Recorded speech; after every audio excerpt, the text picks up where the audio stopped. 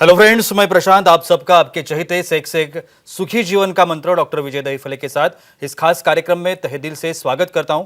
दोस्तों, हमें जब भी कोई मेडिकल इमरजेंसी आती है या फिर स्वास्थ्य से जुड़ी कोई भी परेशानी सताती है, तब हम क्या करते हैं? सबसे पहले हम वो सारी चीजें हमारे फ्रेंड्स या फैमिली के साथ शेयर करते हैं। पर दोस्तों, जब भी हमें कोई सेक्स से जुड़ी परेशानी सताती है, तब हम ऐसा नहीं कर पाते, क्योंकि इस बारे में बात करने में हम झिझकते हैं, हमें शर्म आती है। पर दोस्तों, अब शर्माने की बिल्कुल जरूरत नहीं, क्योंकि डॉक्टर विजय दहीफले आपके सारे सेक्स रिलेटेड सवालों के जवाब बहुत ही पॉजिटिव तरीके से जरूर देंगे। दोस्तों, शो को शुरुआत करते हैं, लेकिन उसके पहले जानते हैं डॉक्टर विजय दहीफले इनके बारे में। डॉक्टर विजय दहीफले ये सेक्सोलॉजिस्ट, यूरोलॉजिस्ट और एंड्रोलॉजिस्ट है। डॉक्टर के क्लिनिक औरंगाबाद, हैदराबाद, दिल्ली में द्वारका, पुणे, नवी मुंबई में नेरुल, दादर, अंधेरी, कल्याण, नासिक, अहमदाबाद और दुबई में है। डॉक्टर विजय दहीफले का भारत एवं अन्य देशों में कॉन्फ्रेंसेस और सेमिनार के लिए आना जाना रहता है, जिसमें डॉक्टर सेक्स रिलेटेड सलाह मशवरा करते रहते हैं। तो चलिए शो को शुरुआत करते हैं। डॉक्टर साहब हमारे साथ है। Sir, welcome to the show. नमस्ते। आप सभी जानते हैं कि इस वीडियोस के माध्यम से हम लोग उन सब्जेक्ट्स पर या उन सब चीज़ों पर आपका ध्यान आकर्षित करना चाहते हैं, केंद्रित करना चाहते हैं, जो बातें हमें पता नहीं होती। आज का जो सब्जेक्ट हमने लिया है, सेक्स पोजीशन के बारे में आज हम लोग बात करने वाले हैं, क्योंकि इसकी वजह से जो इरेक्टाइल डिस्फंक्शन जैसी चीज़ है या क्लाइटोरल स्टिमुलेशन लगता है ऑर्गेज्म के लिए, उसके बारे में आप सब आज जानकारी पाएंगे और उसी के तहत मैं कुछ सवाल करना चाहूँगा। सर, जैसे मैंने अभी कहा, सेक्स की द क्लासिक 69 सेक्स पोजीशन होती है। Yes. ये सेक्स पोजीशन क्या होती है? डेफिनेटली जी प्रशांत जी, यहाँ पे जो हमारी सीरीज चल रही है सेक्स एजुकेशन, सेक्सुअल अवेयरनेस और सेक्सुअल सेफ्टी, इसके अंतर्गत हम बहुत ही इम्पोर्टेंट टॉपिक ले रहे हैं हमारे दर्शकों की डिमांड से।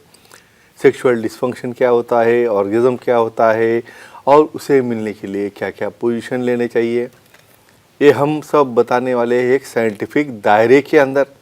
Time, place, person, condition, culture, safety, consenting, अपना ओन और नॉन पार्टनर, नॉन इन्फेक्टेड और उसकी सम्मति से जो ये किया जाने वाला है, ये दायरे में हमें करना है। भाई 476 पोजीशन है आपके पास में।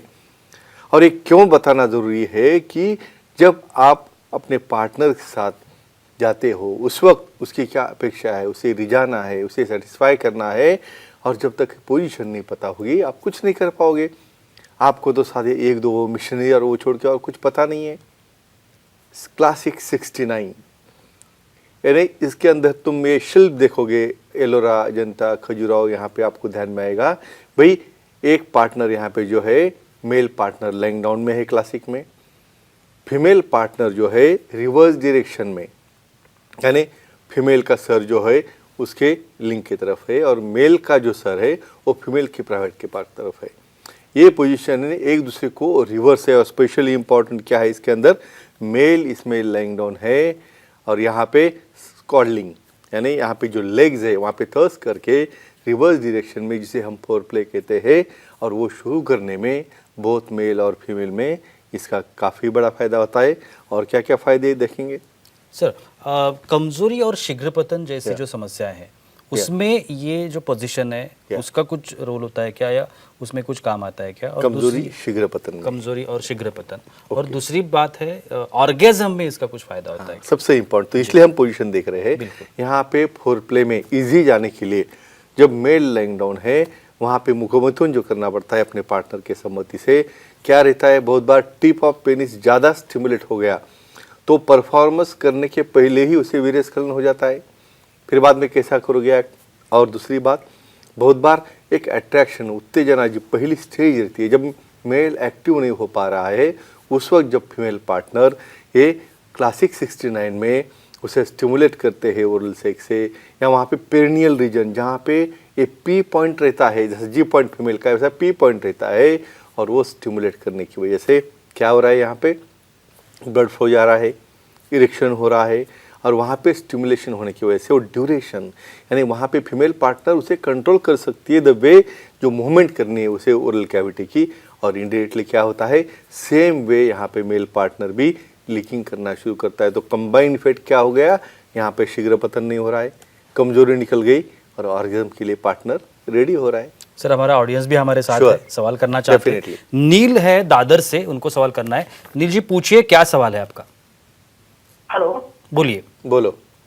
सर, सर्कमसिजन करने के बाद सेक्स पोजीशन कब बदल सकते हैं?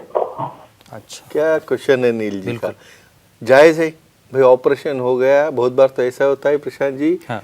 शादी 1 महीने पे है, ऑपरेशन करके बैठ गए, उसे लगा 15 दिन में ठीक होगा और चला गया हनीमून को, तो कुछ भी नहीं कर पा रहा है। ऐसे कपल आते हैं मेरे पास। बिल्कुल।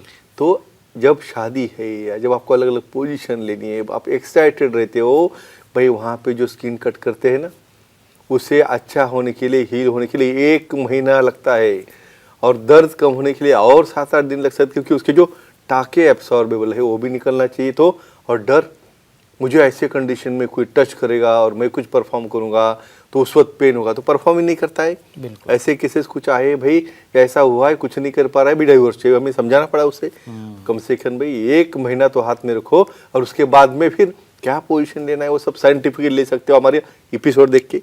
जी क्या? सर, ऐसा कहा जाता है कि सेक्स पोजीशन से मसल्स ग्रुप स्ट्रांग होते हैं, तो ये जो क्लासिकल 69 पोजीशन है, Yeah. इससे ये कौन से मसल ग्रुप है जो स्ट्रांग होते हैं? बहुत उम्मीदा क्वेश्चन है भाई। आपको थोड़ा फीवर आ गया, वीकनेस भी आ गया, तो आप चल नहीं पाते, और ये तो एक्सरसाइज है, यहाँ पे होल्ड करना है, यहाँ पे फीमेल पार्टनर ऊपर से, यहाँ पे मेल पार्टनर नीचे सो रहा है, वहाँ पे स्ट्रैडलिंग करना पड़ता है, मसल स्ट्रांग चाहिए।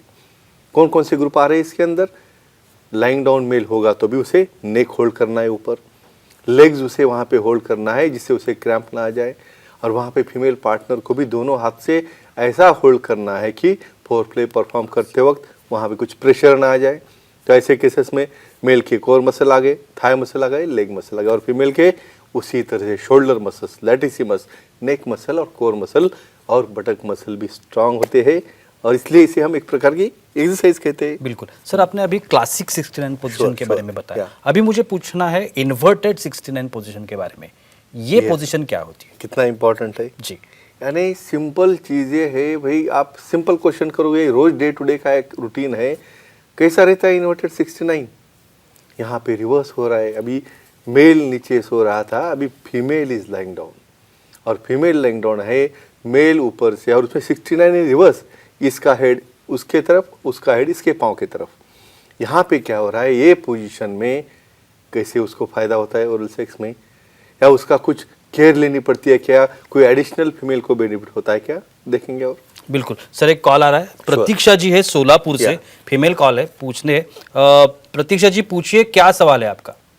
नमस्ते सर। नमस्कार, पूछिए। बोलो। सर, लेबिप्लास्टी करने के बाद सेक्स पोजीशन बदल सकते हैं क्या? एक्सेलेंट। अच्छा, लेबियोप्लास्टी हम एक टॉपिक लेने वाले हैं। बिल्कुल। भाई जैसे मेल में सर्कमसिजन करके निकाल दी स्किन, फीमेल में लेबियोप्लास्टी क्या रहती है, जो इनर माइनोरा जो रहते हैं, इनर लिप्स जो रहते हैं, वो बहुत बार बाहर आते हैं, वो अच्छा नहीं लगता पार्टनर को, तो उसको कट करके हम सुचरिंग करते हैं। वही और बोल रहा हूँ, वहाँ पे सुचर से वहाँ पे पेन होगा तो 1 महीना कतई कुछ नहीं करना है, क्योंकि उससे पेन हो सकता है, दर्द हो सकता है, और जब भी 1 महीने के बाद करोगे तो कुछ एडवाइस की वाले लुब्रिकेंट है या बहुत स्पेशल निरोध रहते हैं, वो करके ही उसे करना है। और कतई सेक्स पोजीशन बदलने के पीछे कम से कम 1.5 मंथ यानी 1.5 महीने तक उसे नहीं करना है। उसके बाद में आप सेक्सोलॉजिस्ट का सलाह लेके कर सकते हो। क्लासिक 69 में अभी मैंने Sure. ये सवाल सेम पूछा था, Yeah. वही सवाल इन्वर्टेड में पूछना Yeah, चाहूंगा। definitely. इन्वर्टेड में कौन से मसल्स ग्रुप्स है जो स्ट्रांग होते हैं? डेफिनेटली जी। अभी देखो यहाँ पे पूरा उल्टा पोजीशन आ गया है, फीमेल लाइंग डाउन है, भाई थोड़ा रिलैक्स है, लेकिन उनको कटिर यानी पेल्विस के मसल स्ट्रांग हो रहे हैं, बैक मसल स्ट्रांग हो रहे हैं, और उन्हें होल्ड करना है लेग्स को, तो हैमस्ट्रिंग स्ट्रांग हो रहे हैं। यहाँ पे मेल अभी एक्शन में है, तो यहाँ पे मेल ऑन टॉप रह के वहाँ पे मुखमैथुन वहाँ पे फीमेल को करना है, तो उस वक्त मेल के पूरे ग्लूटियल मसल्स, थाई मसल्स, उसे क्यों स्ट्रांग रहना चाहिए, क्यों हो रहे भाई, इसको इतना कंट्रोल लगता है, भाई कंट्रोल छूट गया तो गिर गया उसके मुंह के ऊपर, तो उसे कंट्रोल इतना रखता है थर्स्टिंग में कि ओवर एंट्री वहाँ पे भी हो गई, क्योंकि यहाँ पे मेल एक्टिव है, उसे पता नहीं चल रहा है फीमेल को कितनी डेप्थ चाहिए, तो बहुत बार वहाँ पे ओवर इंसर्शन भी होता है ओरल कैविटी में। तो मसल कंट्रोल रहोगे तो ही आप वो डिस्टेंस मेंटेन करके उसे सेटिस्फाई कर पाओगे। तो ये सबसे इम्पॉर्टेंट है, leg muscle, back muscle, core muscle और ग्लूटियल ग्रुप ऑफ मसल दोनों में भी स्ट्रांग होते हैं। और सर आखिरी सवाल, या। इन सब का फिटनेस से क्या रिलेशन है? Very important. बिल्कुल। भाई एक्सरसाइज करोगे, योगा करोगे, प्राणायाम करोगे, भाई आपको तो नीचे बैठने नहीं आता और बैठने के बाद उठने नहीं आता, यानी तब कब करोगे ऐसे 69 रिवर्स 69? तो योगा करो, एक्सरसाइज करो, प्राणायाम करो, जिसकी वजह से आपके मसल स्ट्रॉन्ग हो जाए। भाई ये करते हो कम से कम 10-15 मिनट की आप में कैपेसिटी चाहिए। होल्ड करने को नहीं आ रहा है, स्ट्रांग नहीं हो, गिर गए उसके मुंह पे बल, बाद में तो पार्टनर आने नहीं देगा पास। बिल्कुल। यानी साइंटिफिक चीज़ क्या है इसमें, आप फिट होगे, तंदुरुस्त होगे तो एक्ट कर पाओगे, आप भी एंजॉय करोगे, पार्टनर भी एंजॉय करेगा। तो फ्रेंड्स, ये साइंटिफिक मेथड से ये एपिसोड देख के यहाँ पे एक्ट करना है, और कोई दिक्कत आ जाए तो ये हमारी कॉन्टैक्ट नंबर, ईमेल आईडी सब कुछ है, और सेक्सोलॉजिस्ट एंड्रोलॉजिस्ट को मिल भी सकते हैं।